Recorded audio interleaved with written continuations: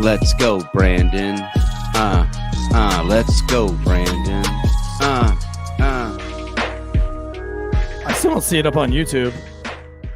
The growing calls across the nation to defund the police. To end policing as we know it. Off the charts violence in New York City. 11 people shot in just 8 hours on Sunday. This is about the police officers who every single day put on that uniform and they run towards danger when we run away from it.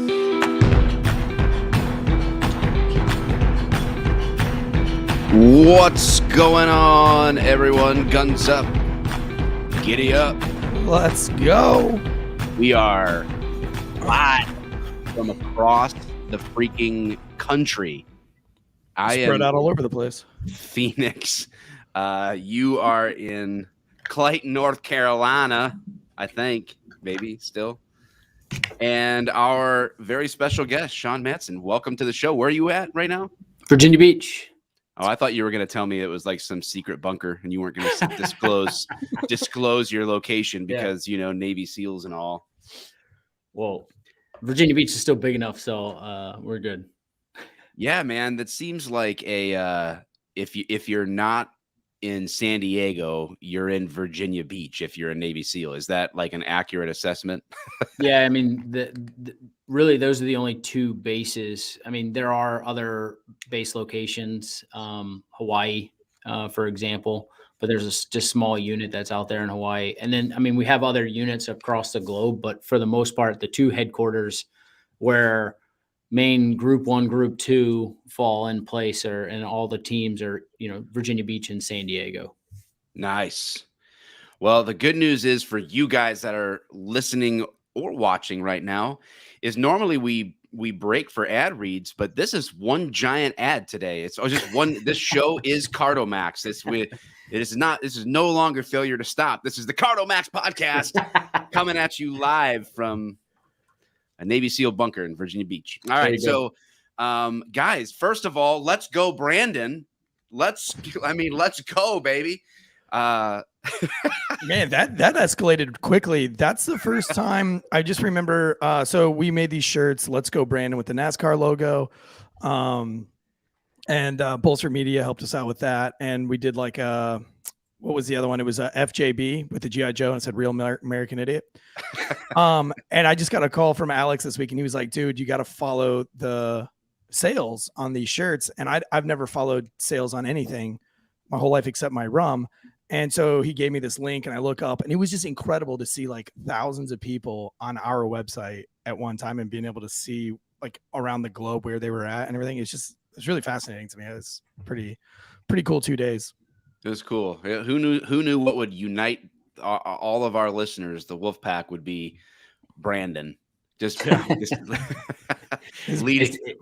how something like that just takes off like that. You know, like, you know, it's like all the big YouTubers and Instagram people are trying to, like, you know, how to get content to go viral. I mean, there's no way to make something go viral. Just all of a sudden something sticks and it just goes and you're just like, really? That? Like, yeah. Yep. Okay. Exactly. Yeah. You know, it's like, especially for people that are out there, like content creators or whatever else, like, people have always asked, well, how do you go viral? And I was like, man, if there was the answer to that, then, you know, this would be a lot easier, but it's exactly it. Some of the stuff that I've done, like on the internet, man, it's like the stuff that I had an idea, you go all in on preparation, script writing, or everything, and you just pour everything you got into this, and you think this is it, and it just flops after flop after flop, and you're like, you loved it, but nobody else. And then all of a sudden, some random moment that you just like grab your camera and say something or do something, and then all of a sudden, like, 2 million views. You're like, why? There's no rhyme or reason to it. But how many people we got here? Sometimes all it takes is just getting fired. I mean, I would be nobody if I just didn't get fired. I wasn't trying to go viral, didn't give a fuck about being viral or having a podcast or anything. And then one day the police department fired me for opening a distillery, and everybody in the country found out about it. So years ago, there was this guy. Well, he still posts on Instagram, but this guy, Paul Flart. Paul Flart. Okay. What a great name. So he was a legit like security cop at this business, and all his Instagram was him farting at his desk.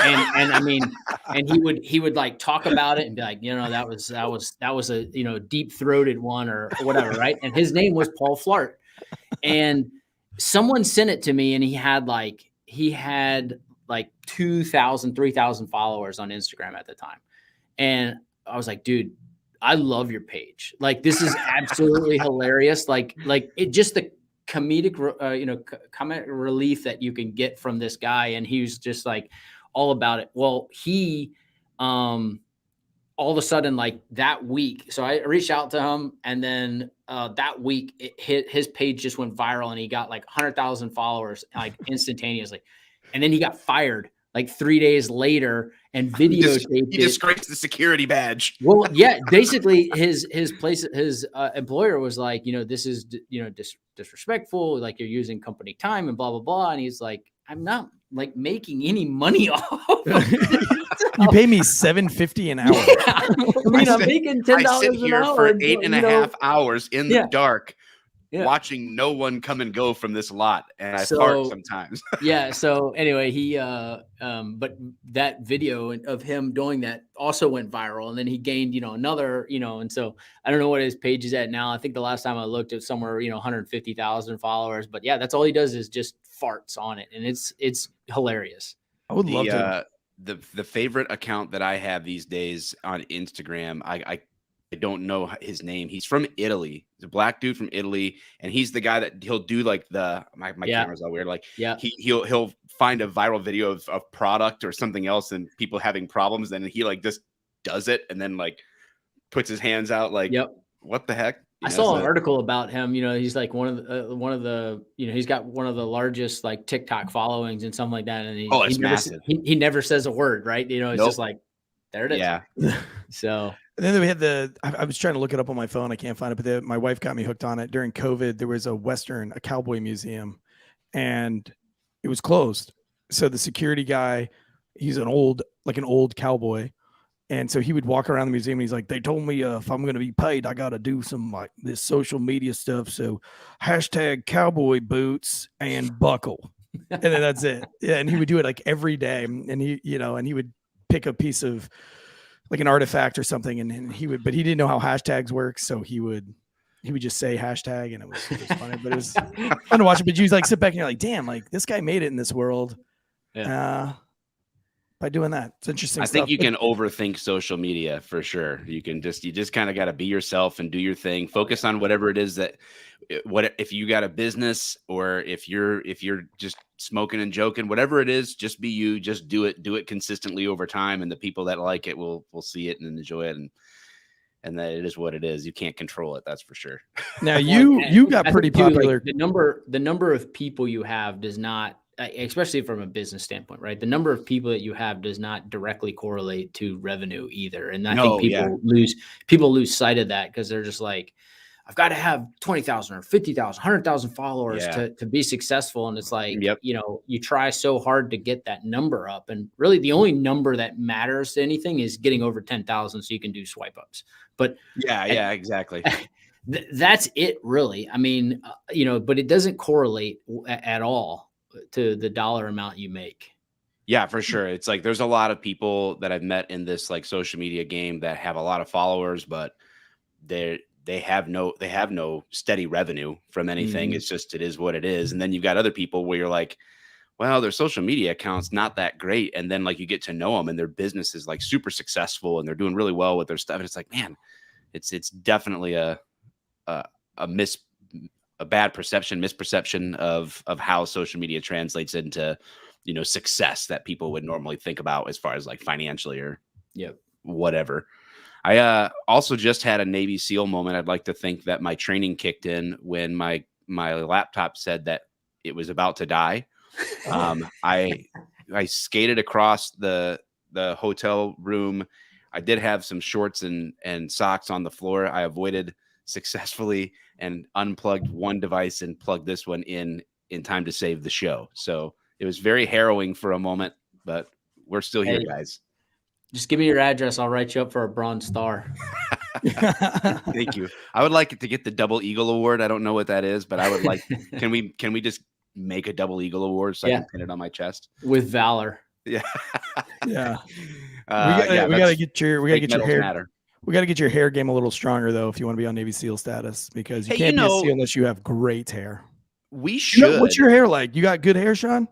Dude, look at that. Look at that. So boy, that is pretty. That is pretty. It came back after I had to shave it all, but yeah, because you shaved it all. You shaved it all because, for those of you who don't know, Sean Matson tried to break the record of running the fastest mile in a bomb suit. And I think a bomb suit's, God, dude, was it 80 pounds, 85? Yeah, it's 85 with the helmet. Oh God, yeah. There's a picture of him right there. That doesn't look miserable at all. It does. No. I mean, I've put on the bomb suit a few times in training and to do some different training exercises with it on. And man, that thing is miserable. I don't think I could ever imagine going a mile. And I definitely wouldn't break. Listen, I can't break a 7-minute mile right now anyway, or into a 7-minute range if I wanted to. So with a bomb suit, absolutely not. Now, as a SEAL, so I was on the Army side, and so we were all about the rucksacks. When I went through the Q course, and we have the Trek, which is the Q course, our selection. We had the Trek, I guess, is our big thing there, which is under a very heavy rucksack. And me being a short bowling ball, the rucksack never bothered me. But the taller dudes that could run really fast, they were always bothered by the rucksack. Matter of fact, my one buddy who did great all of selection, his biggest fear was the Trek, not because of the legs, because he was afraid that the rucksack was just going to hurt his collarbone. Yep. So for SEALs, for you guys, I imagine you have to have some bulk to carry the bomb suit, but then you can't be too bulky because you have to be able to run a mile really fast. What is the weight ratio there? Yeah. So obviously SF, Army, Rangers, and infantry across the Army. I mean, you guys ruck all the time. I mean, it's literally like Army rucking. Like that's not, it's not for us in the SEAL community at all. Like we don't do a lot of ruck marching. I mean, even in training, it's very little. Now we run everywhere. And during buds, the first phase is 6 weeks, I think. They adjust it around. Sometimes it's 6, 7 weeks, 8 weeks, depending on kind of who's in charge right now. But generally speaking, it's about 6 to 8 weeks, that first phase. But during that whole time, you have to shuffle. You have to run everywhere you go. So if it's like in between evolutions, you're running there. Running was never really a problem for me, particularly because I grew up swimming. I swam in college. I swam at a D1 school. And so I just had the endurance for running, even though I didn't really train for running. Your nickname was the Dolphin, if I remember correctly, right? Sean the Dolphin? I did. Yeah, I did a good little dolphin kick. So. Squeaky clean when you hop in the water. I was always impressed by that.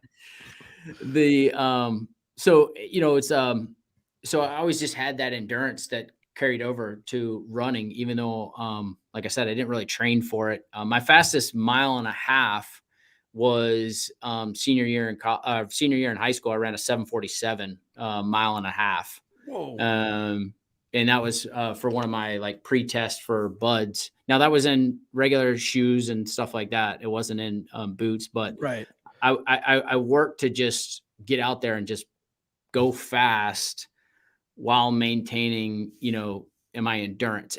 And I lift that way too. Like when I work out, I do the same kind of lifting. I try to go heavier, but you're not going to see me squat 400 pounds. I don't get on there and try to squat 400 pounds. I try to do heavier weights, but heavier or higher reps as well in my stuff. So I try to do more of like heavy endurance, I guess, kind of across Yeah, because like when I look at you, I don't see like a runner's build. I see like a very fit, like a CrossFit athlete build. And so I don't know, man. It's incredible. I can't even imagine doing that. My 7-year-old, I went jogging last week. He was 6. He just turned 7. So about a week ago, I was going out the door to go jogging, and my 6-year-old said, "Dad, can I go with you?"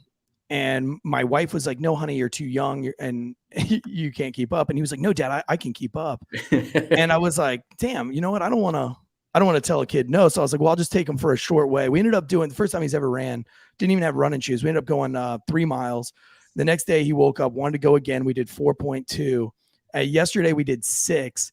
But yesterday we did, I let him have some Cardo Max immune booster just because I'm not going to carry water. And he wanted to go 5 miles. We ended up going 6, but he wasn't even tired at the end of 6. And, but I gave him like a half a dose of the immune booster just because I knew we were going to be running that far, and I wanted him to cramp out or anything like that. You didn't cut up a few lines of energy intensifier. It was like, here's your straw. Here's your straw, son. Let's get ready.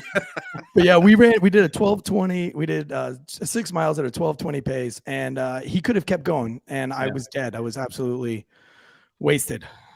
So yeah, I mean, kids are crazy like that. They just have that, definitely. I knew, like, growing up, my great grandfather would always be amazed. I'm just running around the yard, just like he would be like, "Hey, go run the yard," and I would just run back and forth just for the heck of it, because I just had a lot of energy, I guess. So that's wild. I was running. Yeah, basically. So, now, do you have kids? I do. I have 4. I've got a 12-year-old, an 8-year-old. 9-year-old. He just turned 9 3 days ago. They were from a previous marriage, so I get them every other weekend kind of thing. And then I have 2 more with my wife, Samantha, 2-year-old and a 2-month-old. So very cool. Dang. Yeah, I've got one on the way, spread. 3 other ones, but mine are 8, 6, 4, and 1 on the way. Yeah. Do you Cardo Max them up? I mean, do they do immune booster or? So not the 2-year-old, obviously, and obviously the newborn. But my older 2, they both drink the immune booster. And it's funny because one likes the orange and one likes the watermelon. So, and what I typically do for them, or what they like to do, is put it in sparkling water. And so, like, we have a soda stream. I'll make up some carbonated water, pour it in there, and they think that they're drinking, like, for the orange, like an orange soda. So they love that. Yeah, my kids are homeschooled, and the sodas were kind of like very new to them, and they called soda water. They called it soda for a very long time. Yeah. We go to a restaurant, they'd be like, "Can I have some soda?" And they'd bring out like a Coke, or they'd be like, "What kind?" And they're just like, "Soda." Like soda? Like, is there other kinds of sodas? Now they know what it is, but for a long time, all they knew was soda. But listen, I'm wearing my Breach Life shirt just for you. It's our failure to stop Breach Life, because we have an epic SWAT video that we're going to get to, I guess, after we do. So we got to give some love to the Wolfpack, right? Right, Mike? Yeah, we got to. What have they been saying on Apple Podcasts? Let's get through those reviews really quick.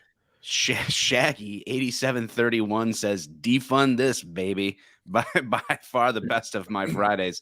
The verbal abuse between Mike and Eric runs the gamut and tickles my insides as only a full cavity search can. Keep up the great work, fellas. Everything you do." Wolfpack, #Wolfpack. Very nice. I'd like to tickle your insides the right kind of ways, I guess. That's good for you, man. And this is the part where our haters say that we're patting ourselves on the back. So, all I got to say to that is, let's go, Brandon. I don't know what to tell you. Yeah, we do all of our reviews just for clout. Like, we read these on here just to make ourselves feel better. Yeah, and Andy's giving me epilepsy by putting it on the screen and off the screen, on the screen, off the screen. I just had a seizure while I was waiting for the next review to go up. Is there another one? There we go. There you go. Lieutenant LT Windle. I don't know who. I wonder what he's a lieutenant of. Earholes delight. I enjoy the 20 minutes of banter at the beginning of each show. You two lovebirds are exactly what I need on a Friday drive. Oh, that's lovely. Put it right in your ear holes, buddy. Every Friday. Bick Black Bob, BLK Bob 57. Hey, we've diversified. Grateful private citizen. Keep your hands at 10 and 2 and be respectful, and all will be good for you. That's like a little nursery rhyme to stop scared children from the police. I'm gonna make my kids memorize that. Put your hands at 10 and 2. The cops won't do anything bad to you. What? There you go. Perfect. Mikey, number 31 says, "You guys make me soft." Wait, what? That's not nice. A perfect mixture of middle age, anger, and sarcasm from the point of view of two guys who have walked the line. Every episode is like getting slapped by your stepdaddy for not wiping off the toilet seat after pissing all over. Thanks for saying everything we were already thinking. Keep up the great work. I want to hug you both like drunk, heavy set, naked black woman on a discon call. Guns up, giddy up. Thanks, Black Mikey, or whoever that was. I don't know. Or Mikey number 31. I don't remember. Thanks, guys. If you guys are obviously, we do the show live because you're looking at it, but beyond that, most people do listen to the show. Most people can't catch it on a Friday at 11 in the morning, but we appreciate all of you. Thank you so much for wherever you're listening, subscribe, and sharing the show. And especially if you're taking the time to go out of your way on Apple Podcasts and drop a rating, write a review. It really, truly is one of the ways that we keep the show going and growing. So we just want to say we appreciate you guys. So kudos to the Wolfpack. And I would just like to also let the Wolfpack know. All right. I want to let you all know that Amber's shirt is on the way. Her fucking shirt. Amber also wanted to know. I don't want to hear Sean shit about it. When he was showing his flowing locks, Amber wanted to know if the carpets match the drapes. So I don't know. Damn it, Amber. Damn it. Oh, she just can't stop. She won't stop. She can't stop, but we love her.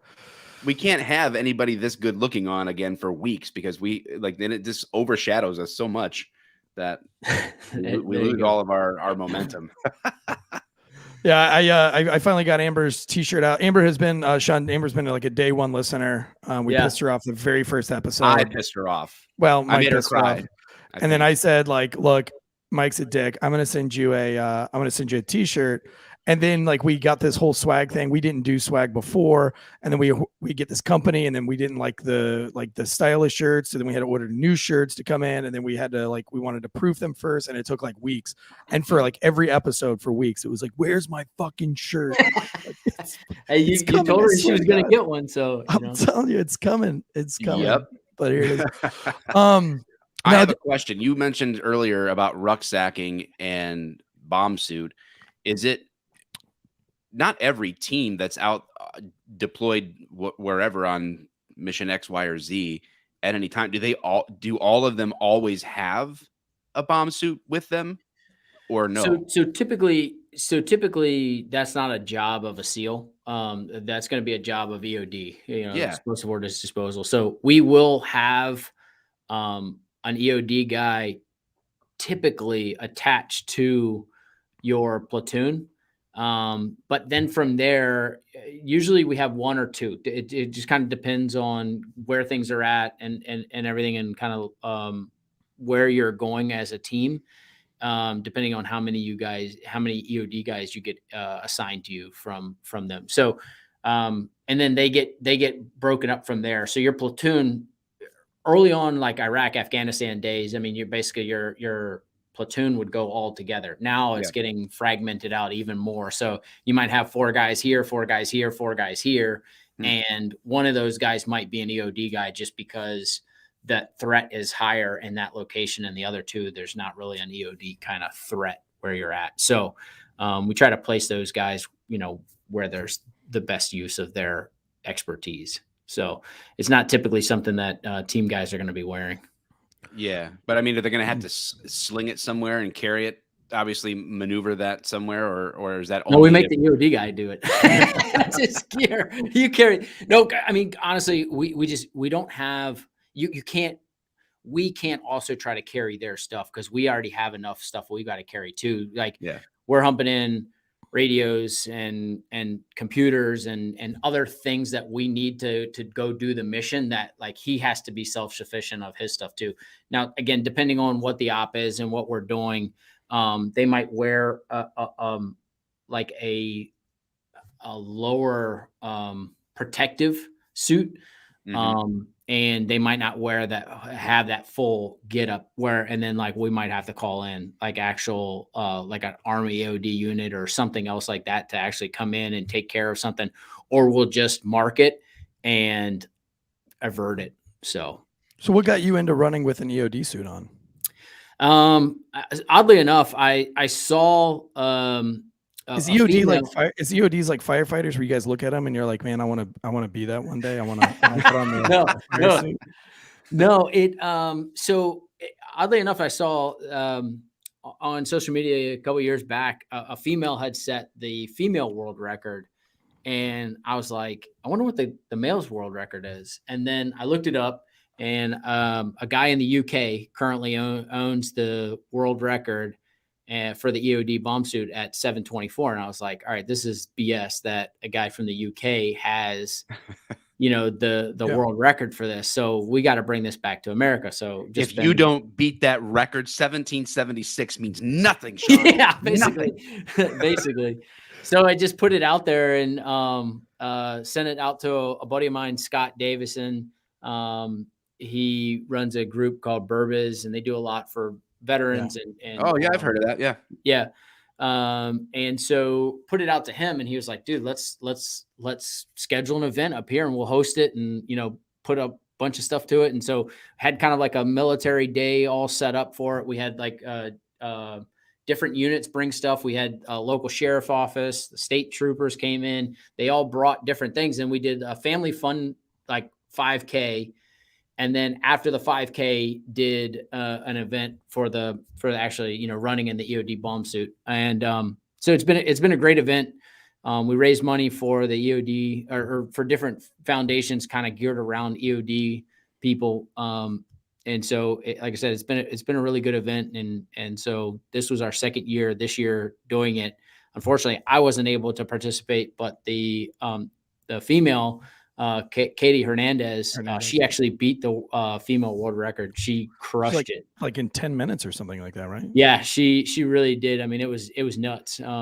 It's funny. Her and I were going back and forth, like posting like our workouts and some of our training that we were doing. And then she even that weekend went and did a CrossFit Games, like she was going into like regionals competition. So like she finished that on Saturday, and then Sunday had to compete for a CrossFit Games regional event. So she's so my business partner and my business partner is still currently active duty, and he's a tier 1 guy as well. He was actually with Scott Dayton when he died in Syria, and in a bomb suit. Actually, I don't think he was wearing a bomb suit that day, but anyway, he was EOD. But anyway, we do a similar event to you, just opposite. We do a 0.5K every year. It's in December this year. It's a 0.5K. It's from the brewery to our distillery, which is 0.5K. We have coffee and donuts in the middle, and the winner's actually you got to take a break. So, but all the money goes to charity. Yeah, and it's a lot of fun. But the year before last, we didn't do it last year because of COVID. The year before last, though, we were setting up. So we blocked the roads off with the fire trucks, and it's 0.5K. That's like 500 meters, right? Right. So we block it off. We get all the permits. Even the firefighters and the cops that were out there had no idea what was going on. They're like, so this is a race? Because where's the finish line? We're like, right here. And they're like, where's the start line? I'm like, right there. And they're like, well, then where's the race? I was like, that's it. That's like, it. Is it a sprint? I was like, oh, absolutely not. This is a marathon. Yeah. It's very confusing. This could take us all day. It's good. And we have we get the coffee, everything's set up. We have the start line, the finish line, we have the music, the podium. Everything is like a real race. And so I got out there. I think the race started at like 8, and I was out there at 6:30 getting everything set up in the morning. And there was like a group of like 15 people in a big circle, and they had all the gear on, the water bottles, and they came over to me, and he was like, hey, do we get a route for this? And I was like, yeah, the route is right there, and it ends right there. And they were like, well, so where's the rest of the route? And I was like, it's a 0.5K. And they were like, what? And I was like, yeah, it's 0.5K for breast cancer. And they were like, oh my God, we thought we registered our team for a 5K. And I was like, well, yeah, didn't. So all these people are like wearing like jorts and, all the Ranger panties and the whole 9 yards. People are dressed up in Hawaiian shirts. It's just, chaos as you can see this close to Bragg, and then a whole bunch of actual runners. So that's good. It was kind of fun.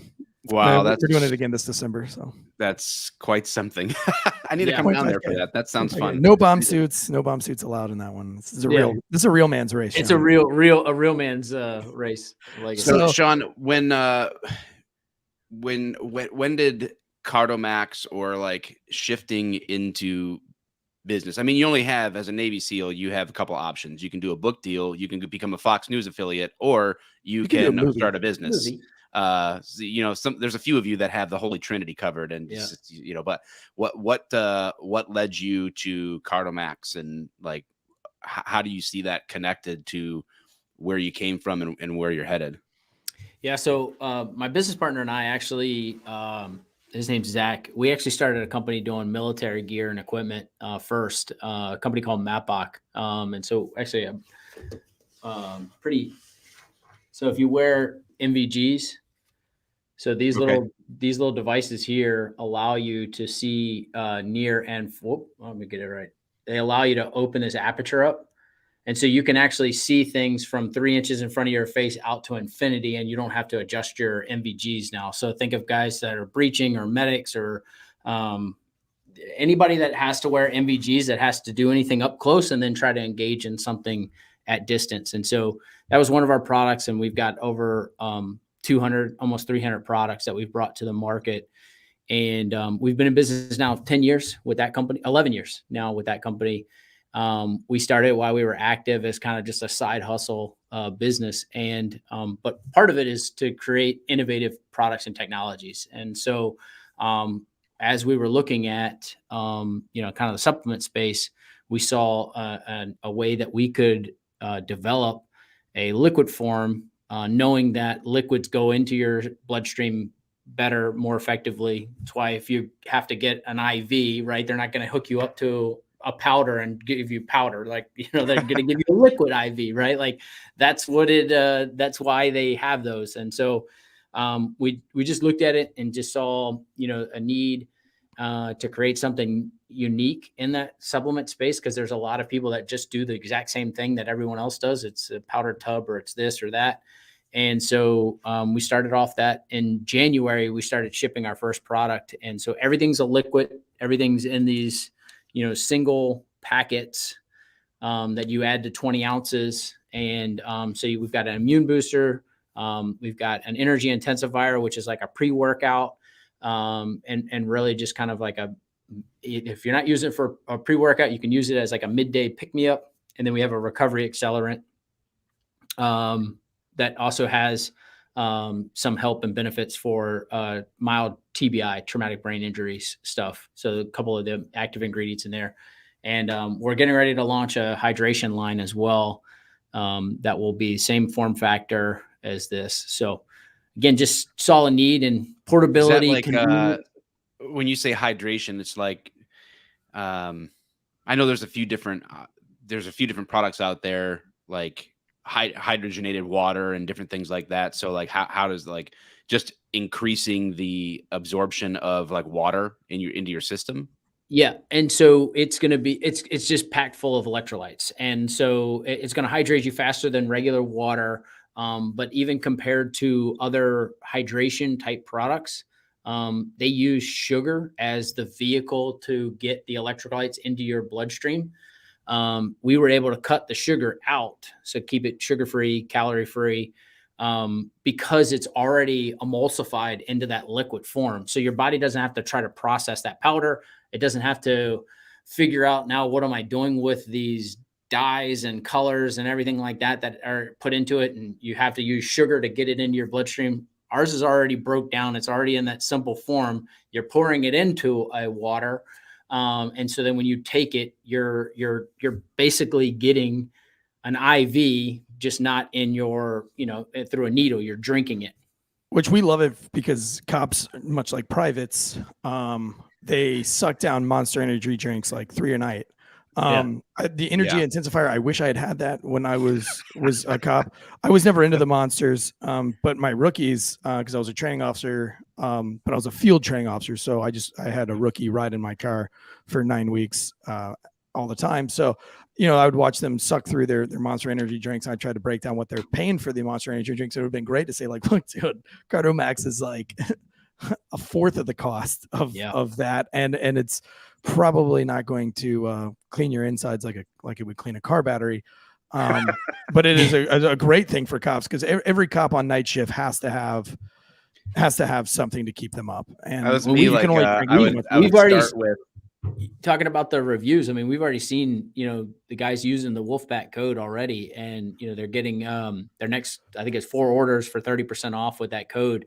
And, people commenting in or sending us pictures saying, dude, this is phenomenal for our shift. Like, everybody's now converted. And so it's awesome to see exactly, the law enforcement, military. I mean, we're obviously, we're very much proponents of Americans, law enforcement, first responders. Last month, we actually did a whole campaign where every Friday we ship a care package, and we did it for first responders. So every Friday we ship one out.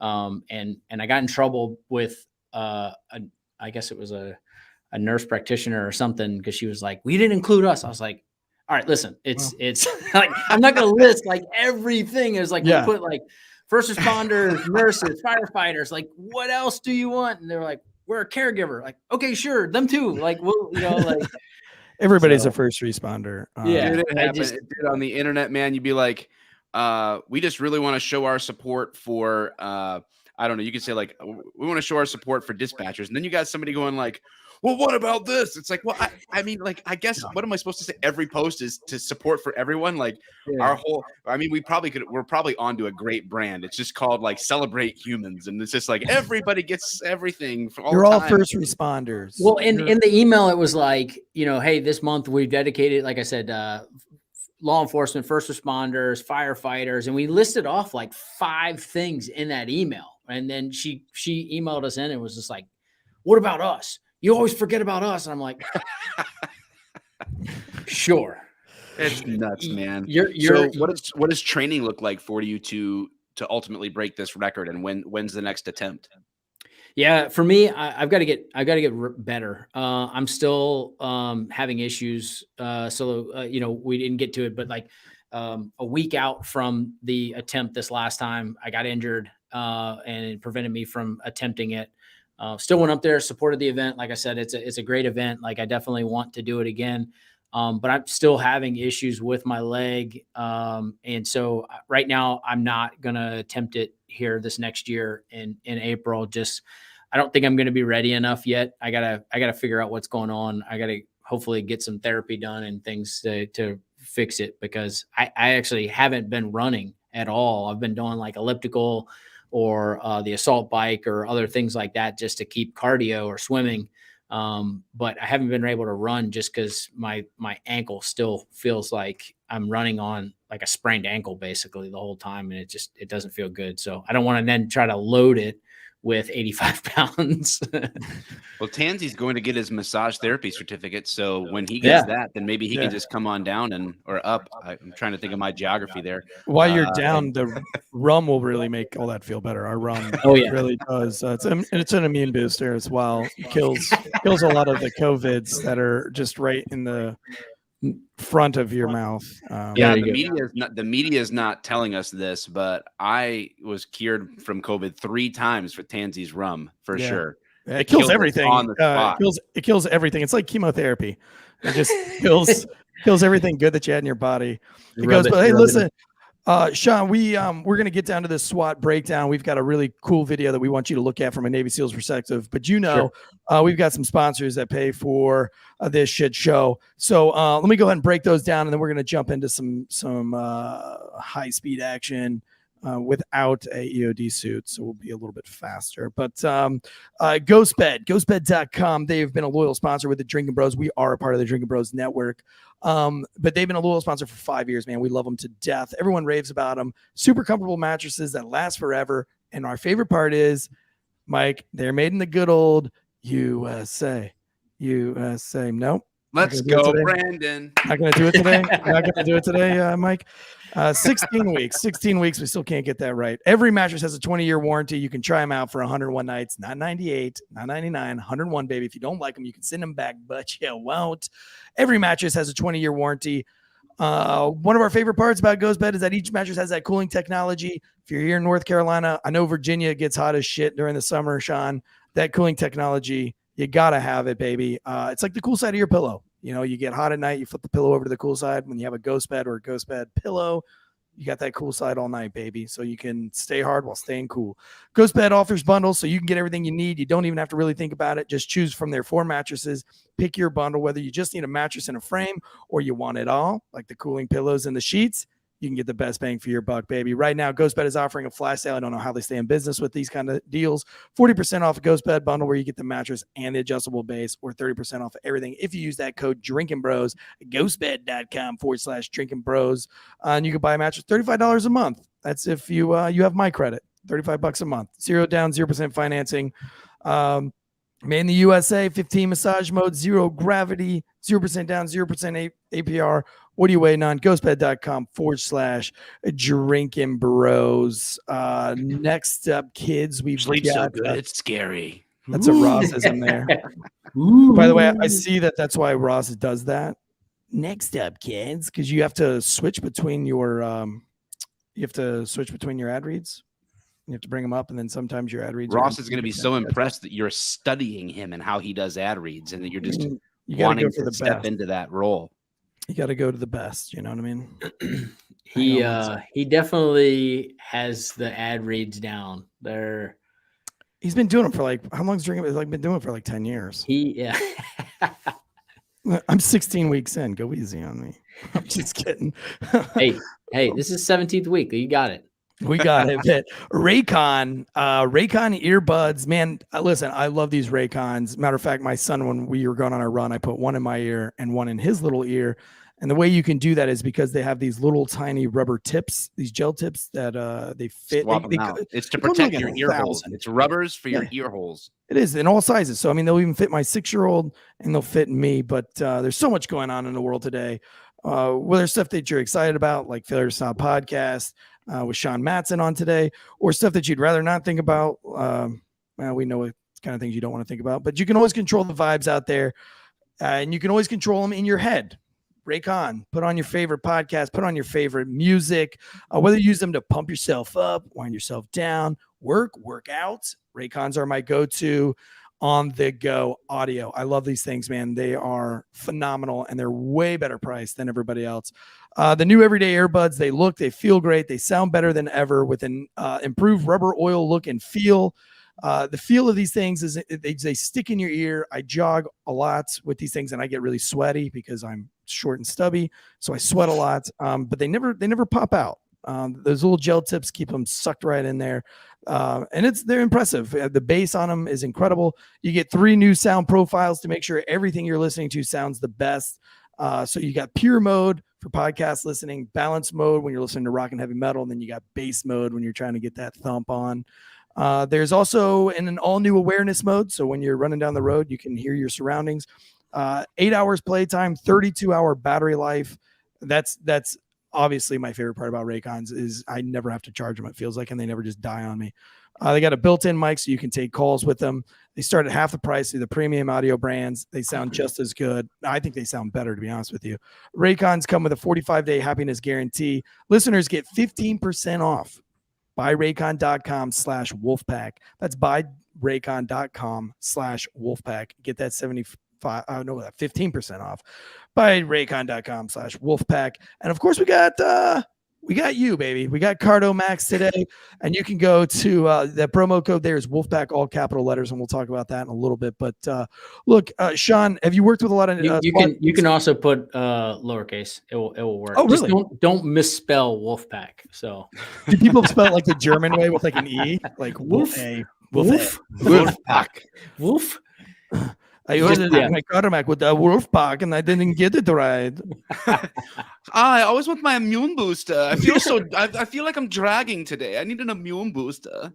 That's we have like Drinking Bros. We have that like with the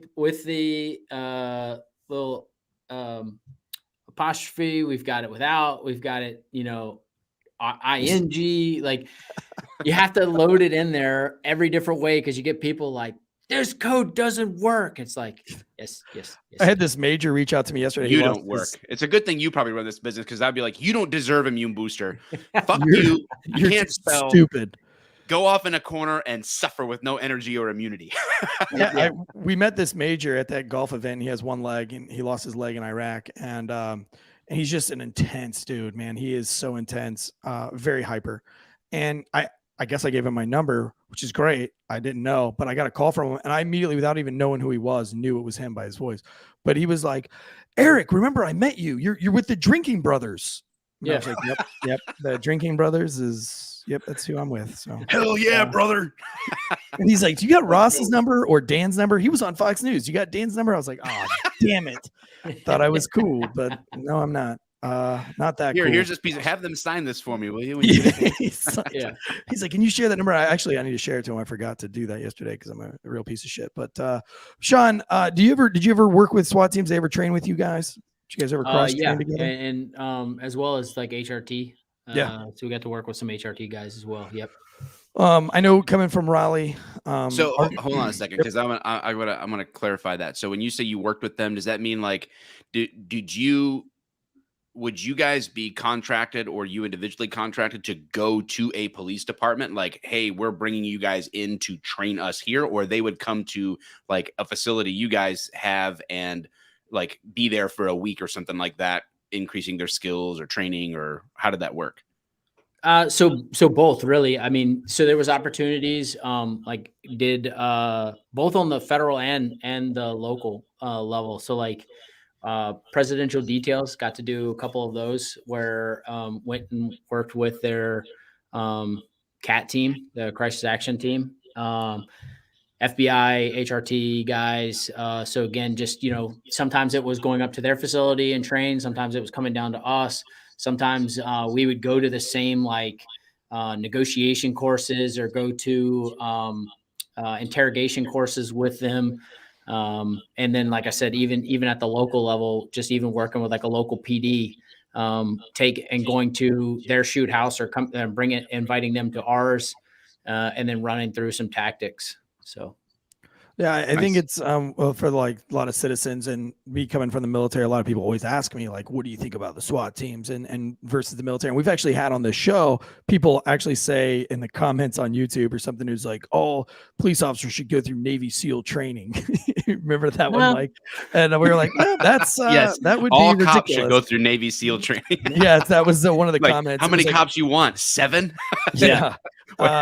It was really funny, but our SWAT team in Raleigh, we had 3 full-time SWAT teams here in Raleigh, where I worked, and those guys, they operate 3, sometimes 4 takedowns a day. It could be vehicle takedowns. They could barricaded subjects. I mean, this is every single day. If they don't have a call out in a day, something weird's going on. So they do have lots of training and lots of really just experience, so much experience. And to be SWAT, you're 6 years minimum as a cop before you can go SWAT here. Hey, if you ain't SWAT, you ain't shit. That's right. And then my really good close buddy, he's about 18 years in on his police department. He's SWAT down in Florida, and just the training that they get and the things that they go through on a daily basis, I imagine that it is probably beneficial to SEAL teams, Green Beret teams, Rangers, and everything to talk with some of these SWAT guys, just because their training is different, but they also get to see different things happen, and they have to deal with things a different way. Whereas like a lot of times you guys get to just go right in there and shoot people in the face and then drag them onto a boat and shoot them a couple more times, which I'm fine with, by the way. So I'm all for it. Shit, if you want to pee on them too, that's cool. We can't do that. We can't do that as cops. Yeah, I was so inspired when they did those whatever to the guys in Abu Ghraib or Gravy or however you pronounce that, and then I was like peeing on dudes in the jail, and my bosses like definitely gave me days off when I did that. You can't do that.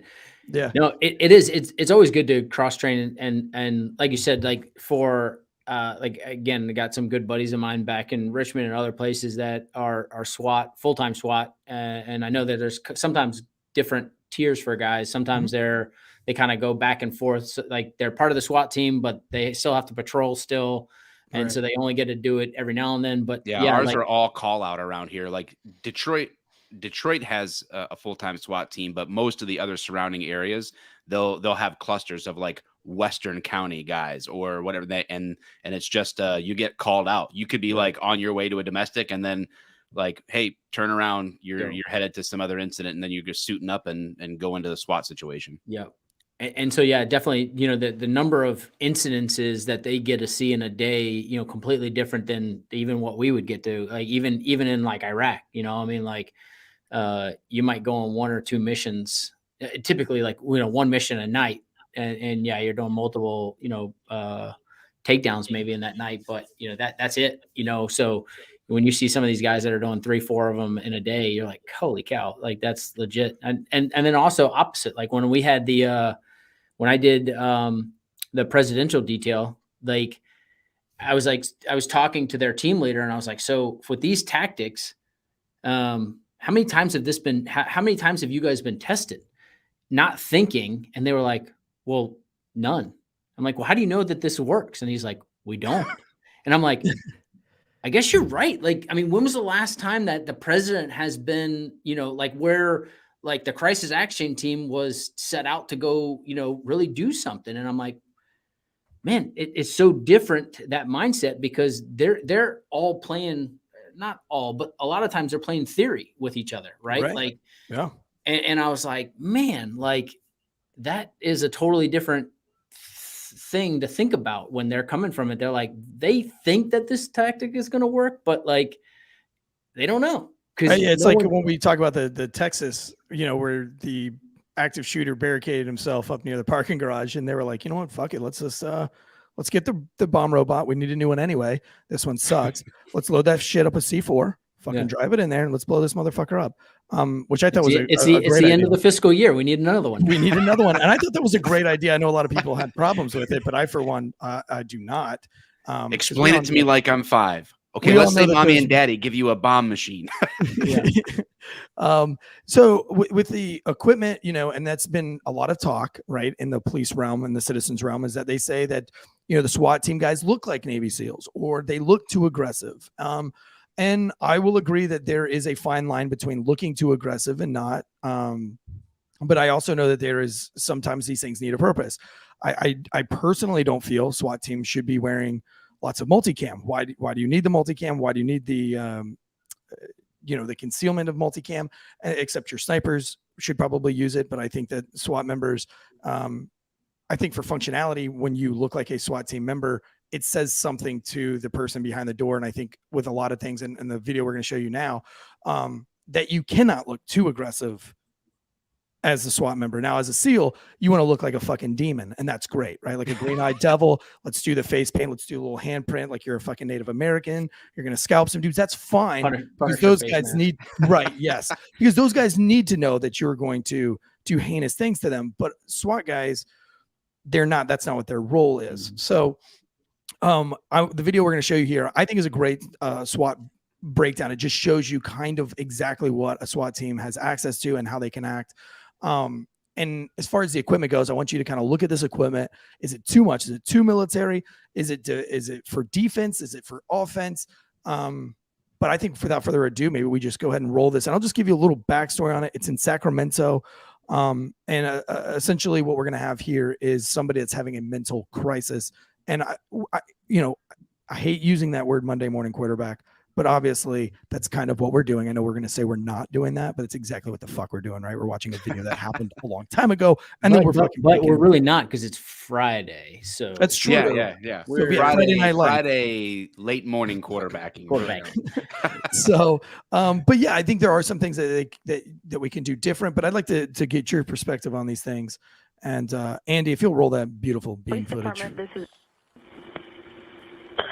Hi, I was calling to see if it's possible to get a welfare check for someone.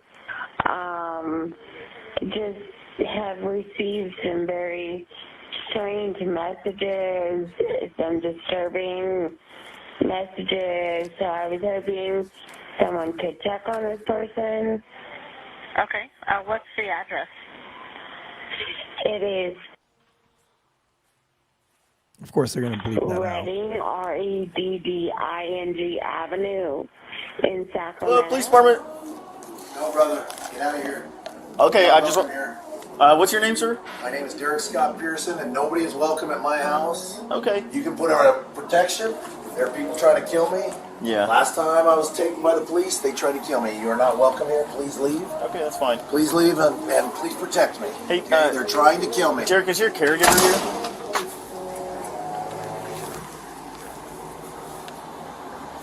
All right, so we'll just stop it right there really quick, Andy. Just for our You already listeners. know you're dealing with somebody that is not in their right frame of mind.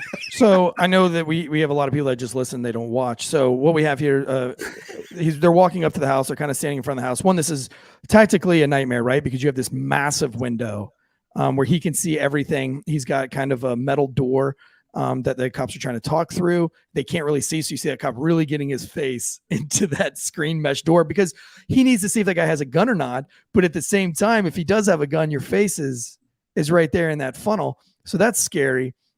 And the guy says he doesn't want him there and he doesn't want to be there. Now, a lot of citizens will say, well, why didn't the cops just fuck right the fuck off? It's his property. He doesn't want it. Well, we saw with the Gabby Petito thing, the cops did exactly that. They tried to fuck right the fuck off. And now everybody was like, if they would have just taken somebody to jail, she wouldn't be dead. So if these guys were to leave and this guy commits suicide, it's on the cops. Now, I will tell you, Mike can attest to this. We can all from a police standpoint, Sean, what we're all saying right now is, oh God, let's just let this guy sleep this off and just get out of here. We could go to another call that someone needs us. This guy doesn't want us here. But if we do that, we're going to hold paper and we're going to be in a lot of trouble. So now they're going to. The other thing that immediately comes to my mind that some people are like, well, he didn't call the police. Somebody else called for him. It's a welfare check. Somebody's concerned. This is America. This is his house. He says, don't get there. So, get to stepping. The problem is that, anybody that listens to that dude in that first two sentences, anybody with common sense is going, that dude's not in his right mind. And suicidal holds hands with homicidal. If someone is suicidal, they can turn and flip that switch. Tansey, how many murder suicides did you go on? I don't know. It was very common to someone to turn the gun on. They started suicidal for whatever reason. Other people get involved. It becomes homicidal, then back to suicidal. So it's like they hold hands. So who's in the house? What's he going to do? Is he going to step out front with a rifle and start walking down the street? There's a lot going on. You can't just leave. That's not an option now. Right. Like you said, if he would have approached and said, hey, appreciate you guys coming out, but I don't need any help right now. Thank you. But no thanks type thing, like in a cool, calm, just collective thing, probably would have been a different situation, right? Like right off the bat. Betty called you. Yeah. Betty is always freaking out about this. Let me show you these text messages. She's nuts.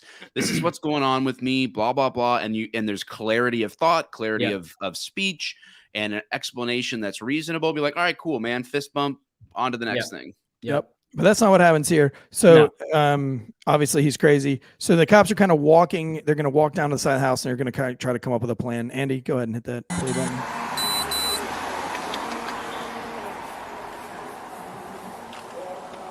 So the police officer is looking into the window. He's just trying to see what the guy's doing. They're kind of trying to decide, do we walk off? Do we stay here for a second? What do we have within the confines of the law? And here he comes back out with an AK-47. Got a gun. He's got a rifle. Now the senior officer, he hauls ass. Great. I'm all for that. Put the gun down. Back up. So now you have the other officer saying, put the gun down in front of the window, and he's challenging him. This obviously the senior officer has said, dude, just back off. Like, you're not going to win that fight. And so all the officers have backed off. Derek, now, can you hear me? Okay? This is the hostage this is the negotiator, not hostage, but this is the crisis intervention team, the negotiator. Okay. Yep. The answer yes. Okay. Hey, I'm going to be honest with you. I don't have a computer with me. Yes. The answer yes. Is the answer yes? Are we talking about the spiritual demands or earthly demands? Exactly, spiritual. Spiritual demands. Yeah. Derek, we'd like to come to a peaceful resolution. We need you coming out of your house with no weapons in your hands. All right, Phil, stop it there. Sean, do you see the weapons platform there? Yeah, and I see it. Off to the right. Sorry, Yeah, so I was looking left of it, so now I see it now. So they're on it. They're in an MRAP, right? Yeah. Well, they are. That's Type, what they're yeah. in. They're in an MRAP type armored vehicle, and so what they do is they have an elevated position, kind of, and they've got this. They've got the rifles and they got the negotiation team, and what we hear a lot of the comments on this video is at this point, why do they need all this weaponry? Why do they need the armored vehicles? And like we talked about before, he has an AK-47. What are his intentions at this point? So now they have used the negotiation team, which they had talked to him for this went on for several hours. We're only going to give you like clips of it. That's not working. So now they're using the SWAT team to give the commands. So go ahead and hit play. And he starts to shoot at the armored vehicle.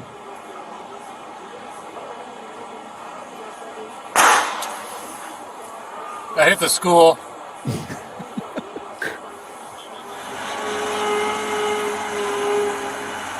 All right, so this is the Rook. Are you familiar with the Rook? Just ran back inside after seeing the Rook.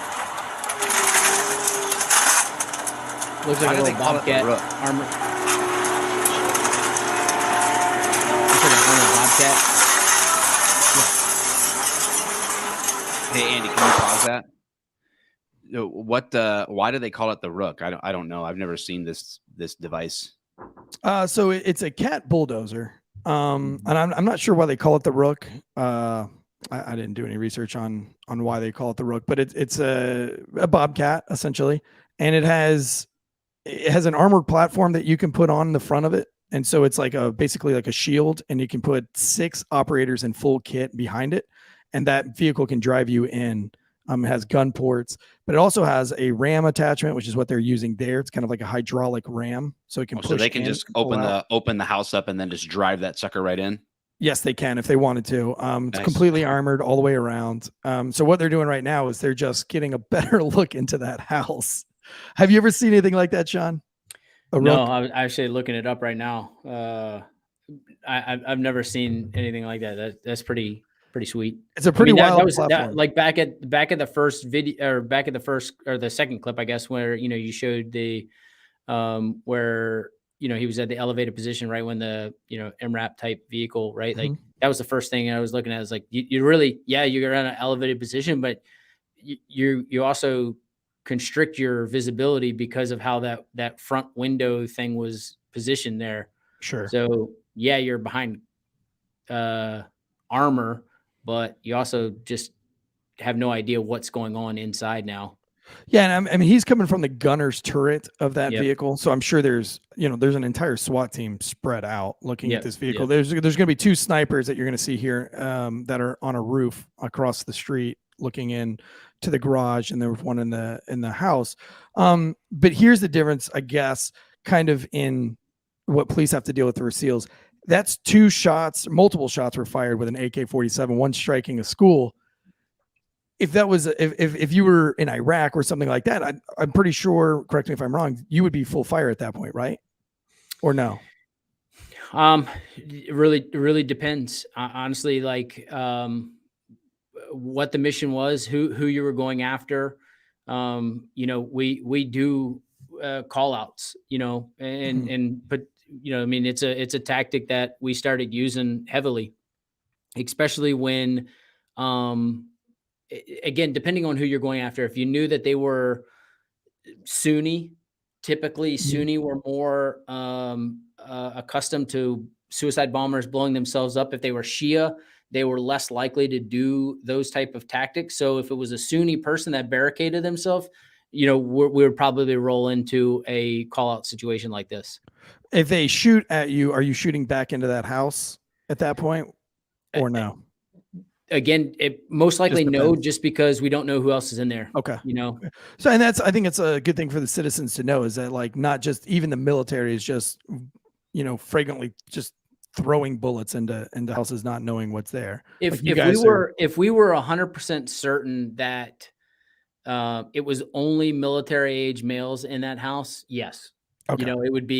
It would be a straight just volley of fire. But you would have to have 100% certainty of that, and which would have taken, nights of collecting ISR and surveillance and everything else that would have to have gone into that particular location. But Right. that And would so be definitely on the low end of possibility.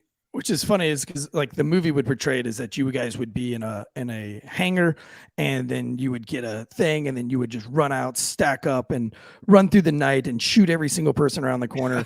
When in reality, it's much more kind of like this, where you're doing call outs, where you have done surveillance. You guys are wearing many hats. You're not just stacking on doors and shooting people. You guys are involved in this ISR. You guys are involved in your own surveillance a lot of times. A lot of times you're coordinating with other units to do these things, and that takes a lot of work that people don't really get to see behind the scenes. And then sometimes you're just kind of showing up on scene too and trying to work your way through that as well. Well, yeah, again, it just kind of depends on, again, kind of the atmosphere. Typically, we would not go on just looking for a fight type missions. Sure. Your local battle space owner might do that sometimes, where they would just kind of, okay, we've got some here, we understand there's some people that might be meeting here, and they would just go off some loose intel. Now, they wouldn't also be coming in guns a-blazing, like shooting the place up. They would knock on a couple of doors, ask a couple of questions, kind of poke and prod to see what comes of it, and then react from there. But typically speaking, that was not in our wheelhouse. We would have multiple information sources coming in of a particular target. Now, and then typically these guys were higher level targets too. So sure. They knew if they got captured, they were there to fight too. So yeah. Do you think this Rook, this Bobcat scenario, do you think there's ever a place in the arsenal in the SEAL community for a tool like that? It's a little bit smaller than like a Bradley. It's a little bit smaller than a Striker. Honestly, it would be so hard to deploy it just because of how nimble we have to be. Even in Iraq, in the urban setting of a downtown dense urban combat zone, it was very difficult to get vehicles into there. A lot of times because we want to stay quiet and clandestine, we would park, a couple kilometers away and foot patrol into the final target. Because we always looked at it as target success was to not have to fire a shot, not have to breach a door. It was very much like we enjoyed to be sneaky, like walking in on someone in the middle of the night, like pulling their covers off of them and seeing them like freak out because you're there, and you're just like, gotcha. You tickle their feet, right? Like, yeah, we tickle their feet, Yeah, you whisper in their ear a little bit. Whisper, and yeah, I mean, there was plenty. I mean, honestly, that's what I think. Like, we love to do. Like, and we would always make fun of units that would come on and attach with us. With like that, we would do SIMO hits sometimes, and we would take down a house, and they would take down a house at the same time. And just because we didn't know where, and we're like, hey, listen, like the object of this mission is to go stay quiet for as long as possible. And like, they would come up to the door and be like, and we're like, well, yeah. Well, that's not quite. Yeah, because I was saying, like on the ODA side of things, it was like violence of action, lots of flash banging things, lots of fucking breaking windows and noises. We definitely weren't the silent assassins, even though quiet professional was the thing. Professional, but never quiet. So, but if we'll go ahead and hit play, we'll get. I could be quiet, but I would never be professional. Eric, the only problem is though, so like we would do that on missions, but then we'd come out and talk about it in a book or a movie. So yeah. We don't write the books about it. We're quiet professionals on the battlefield, but not when it comes to And if you'll hit play on there. So he is shooting. You can see all the bullets. He is shooting that Bobcat as hard as he can. And now we have the snipers. This is the sniper's point of view here. It looks like they moved the vehicle there.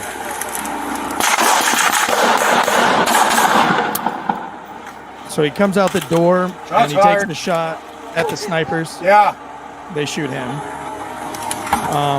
But they don't know he went back inside the house. Here it is in slow motion.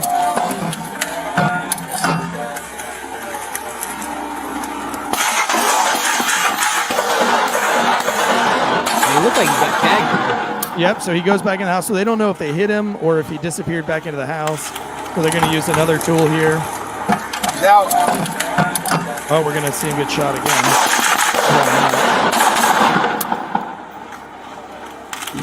Shots fired. Yeah.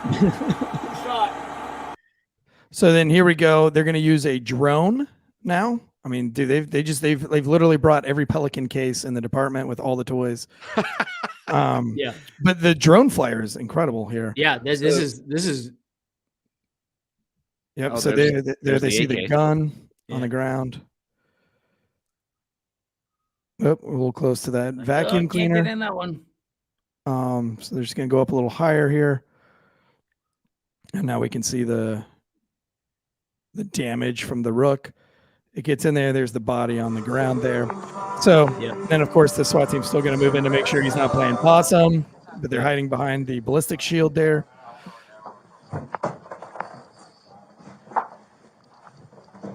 Sort of.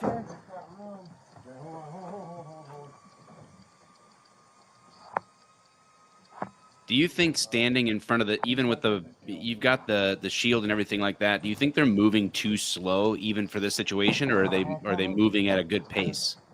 Well, I mean, like I said earlier, like I hate to, but I think like for me on that situation, like you have the tactical advantage with that shield, like continue using it, right? Like yes, we never saw anyone else, but you also just came out, you were also just getting shot at. So you don't know if there's someone else there, and you've only got such a small footprint into that house.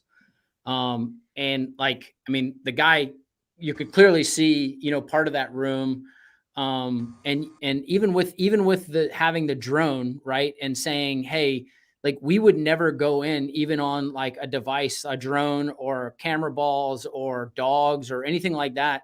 Like we would go in thinking and in our mindset, we missed something, right? Like, or that thing missed something, right? Like it, cause it's never perfect. There's always still ways to hide from those things. Some of them, especially drones. I mean, you can hear a dog, you can definitely hear.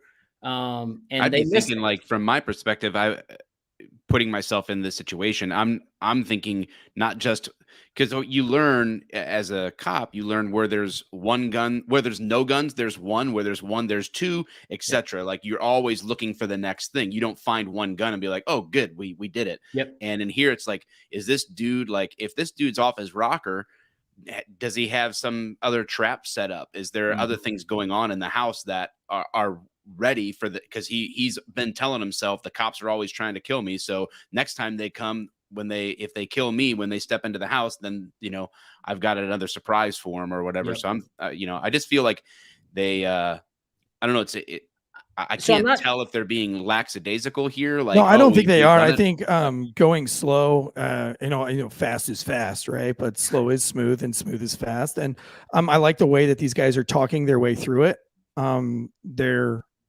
They've got all the gear that they need. They're ready. They've got their ballistic shield. I don't think there's any need for rushing here. They're moving around that garage safely. They're looking for booby traps.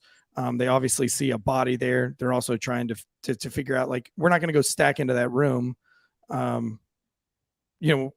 want to. And of course they've got snipers watching Overwatch, but I think right now they're not being lackadaisical. I think they're just kind of talking their way through it. Sure. I definitely, I was not, speed wise, I think fine to, be methodical with it, come in. With that last little bit right before he hit pause, he was already putting down the shield. Like I would not, I would use that shield to take a bigger bite into that. And like before sending a guy now that, yes, he's got a gun and yes, he's got body armor, but I would much rather use that shield to go left, just being that we haven't had a chance to really see that much further into the house. And obviously there's other rooms you could already see as they peeked in there that people could be hiding in there. So I would absolutely take that bite with that guy and holding left and let them clear the right and get in there. And I'm not wondering if there's another team right there with that rook where they rip that wall out that might be already holding down that front living room. Yeah. So they might not need to break right because there might be a team sitting right there kind of in the hallway. Yeah. And these guys are just getting a at this point, they might just be trying to get eyes on, is this guy dead? Because they probably have a team watching inside, because the whole face of that house is gone. Yeah. So, but I don't know. But, you know, how do you feel about all the tools, the equipment? Do you think it's too aggressive? Do you think it's a good use of equipment? Do you think it's theatrics? How do you feel about it? No, I mean, I think for the situation, I mean, I think it was a perfect use of everything you had, right? Like I said, the first thing that had the hair on the back of my neck was just how that awning was over that front window, right? Like you said, like, it's dark out on the street. It didn't look like there was a lot of street lights. I mean, I did see some street lights, but there weren't a lot. And then you had that big, bright, huge window that was, I mean, that was a lot bigger than your typical, you know, front window in an area. And then you had that awning that came down. It almost looked like it came down, and with those slats, it came down, you know, 3/4 of that way down that window. So it was nice to be able to see out, but you can't really see into it. And so, you know, when you start, especially once the shots started happening, I mean, initially, if he would have just been crazy person talking with no AK-47, yeah, I think it would have been an overuse to bring in the rook and rip that thing down. But, you know, once he started shooting, like, that's what, like, hey, how do you get tactical advantage again? Okay. Like, hey, that has to come down. So make that happen. Right. And I think that was a proper use of that. Yeah, it's an interesting tool.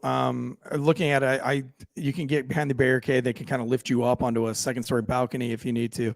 It was interesting. And the drone, the guy who was flying the drone, I'm impressed. I have flown a drone a few times that I could not have. I don't think I could have flown a drone in that. Shortly after this incident, he was also fined by the FAA for a couple of violations. Yeah, I saw him flying too close. Flying too close to a motorcycle, actually. Power lines. Yep. So he had that there.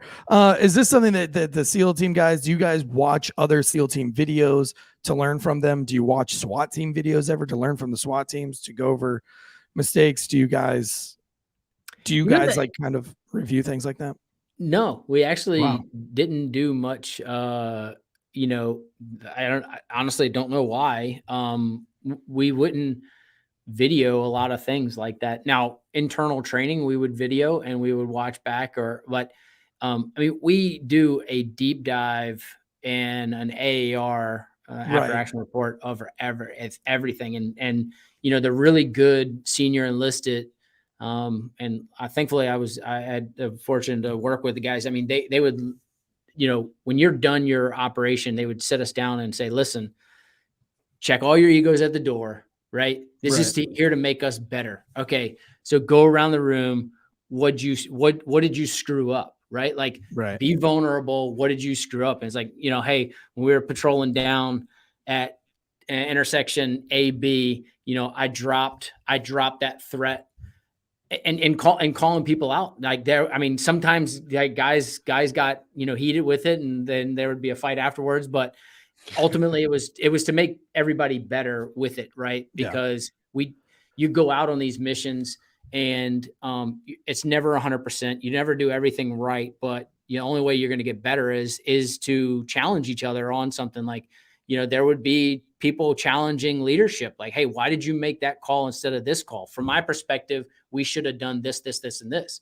And the leader would, you know, justify why he made the certain call, and either the guy would accept it or not, or challenge it again. And again, it would just be, but it was always supposed to be done in a respectful manner, and to make us all better, no matter what rank you were, from a new guy to, you know, this was your 3rd or 4th or 5th platoon. It was there to make us all better. Yeah. I like the the after action reviews. I enjoyed the way that we even did it on the police side of things. I thought our department, at least, I don't know, Mike, if yours did that, but I mean, any kind of critical incident, whether it be a foot chase, you know, they kind of consider a foot chase to be a critical incident. Any kind of big use of force, they pull all the camera footage. A lot of times we have one of the SWAT guys who is, you know, big Brazilian jiu-jitsu guy. He's been SWAT for like 17 years. But he'll oftentimes pull people in and just go over their use of force videos with them and just say like, hey, look, great job here, but maybe next time we could try this. And I want to show you this move really quick. So next time that you're in this situation, here's what we're going to do. We're going to bring the mat in. And sometimes they'll go as far as the red man citizens. The red man is where you dress up in a full punching bag, red man suit, and they'll actually redo the scenario for you to try other options to see. And it's cool because the red man is going to watch the video that you were in, and he's going to really try to get in the brain of the guy that you were fighting and try to recreate different scenarios. And I got my shit pushed in one time where I had a tooth shattered and broke my arm over a broken taillight. And I've told the story on the show before, but just took a guy for granted, had him sitting down. I didn't think he was a threat at all, and turned my back. And when I turned around, he blasted me in the face, and it was a very brutal fight. And he really, the only reason I won is because of fitness. I think he just got too tired of swinging on me. Sounds like you fit his whole fist in your mouth. I did, but it was great because the SWAT team, he was the commander at the time. He sat me down, and we did just that. We went over the whole video, and it was great. And I think it's good training. So I like the after action review things. I think they are so important. And if you're not doing that at your department and you're one of the senior leaderships, especially if you're a training officer or a field training officer, you should always after action review.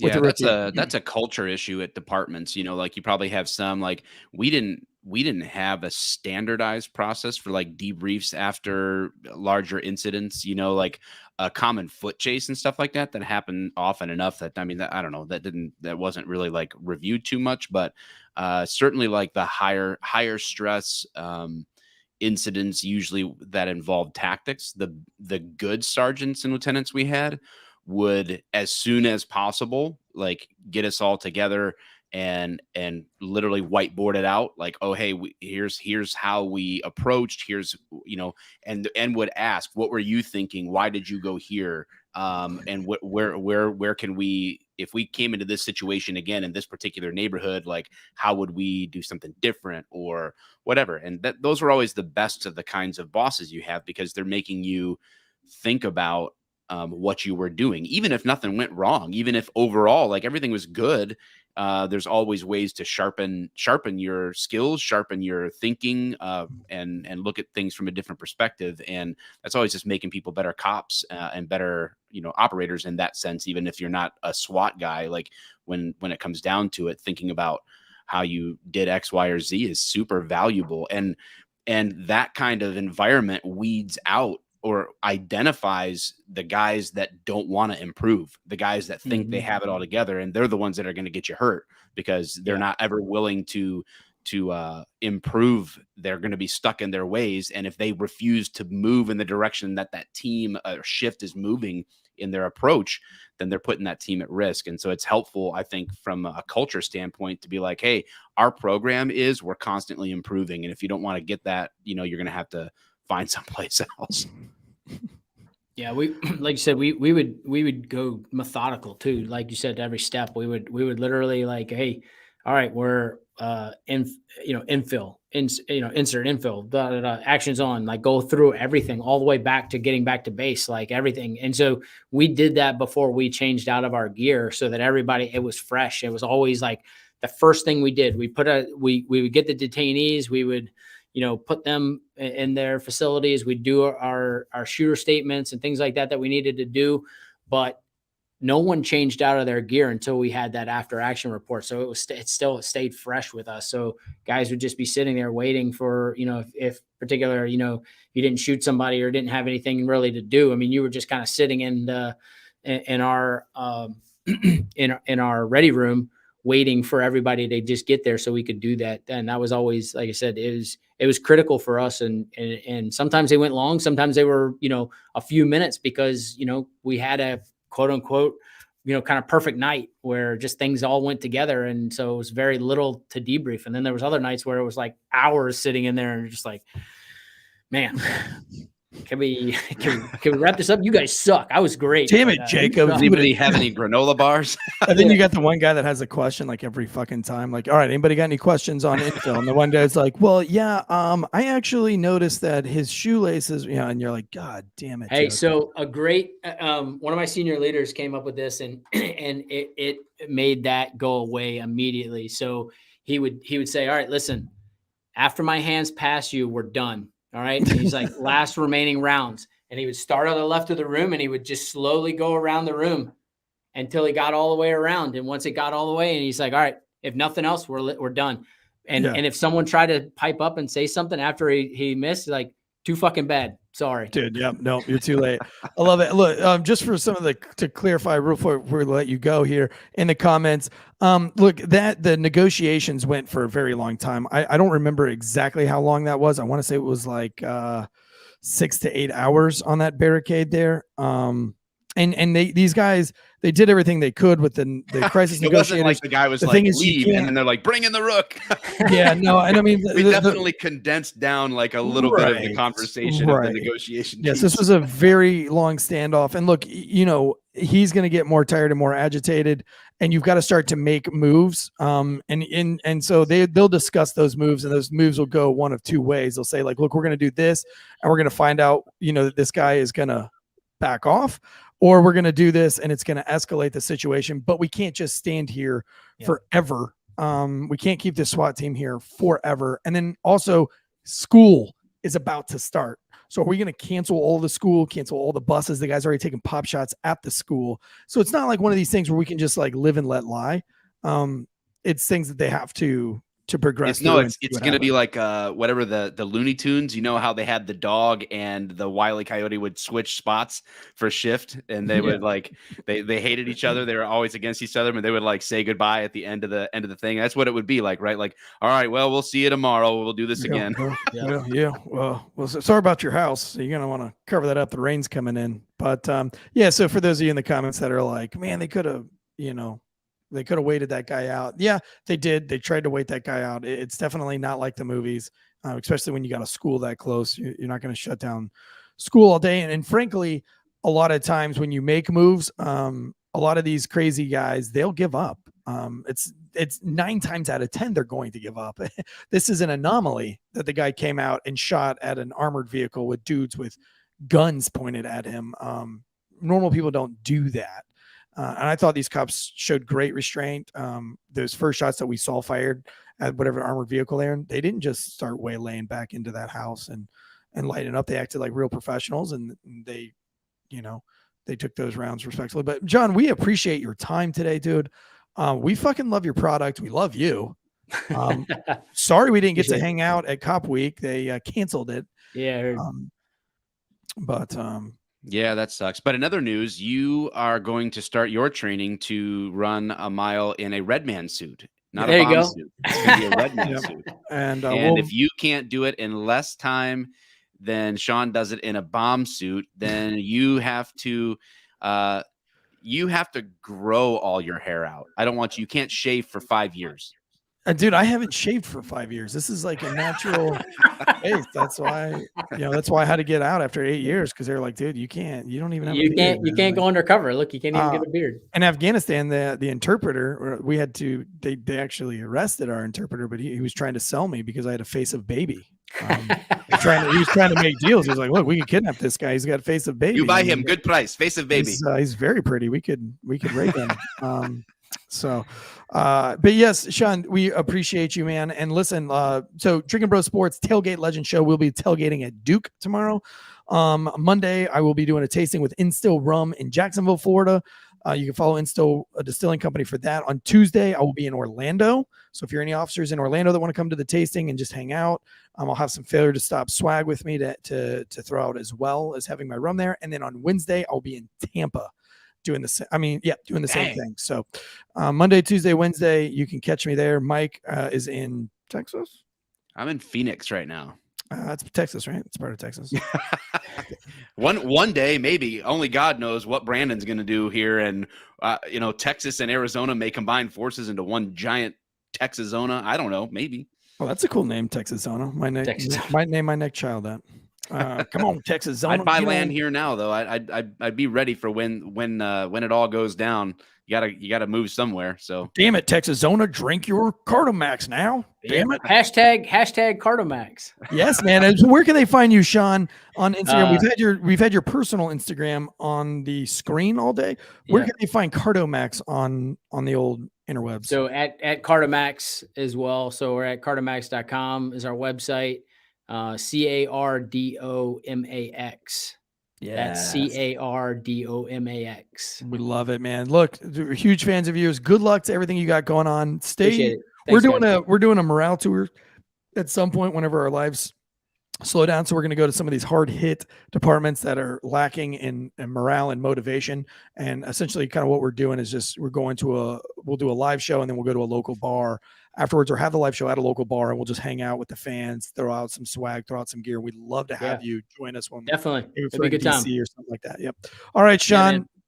Good seeing you guys. Thanks. Appreciate seeing it, you, man. all right, guys, guns up, giddy up. Thanks for Guns watching. up. Thanks for listening, and we'll see you next time. See ya.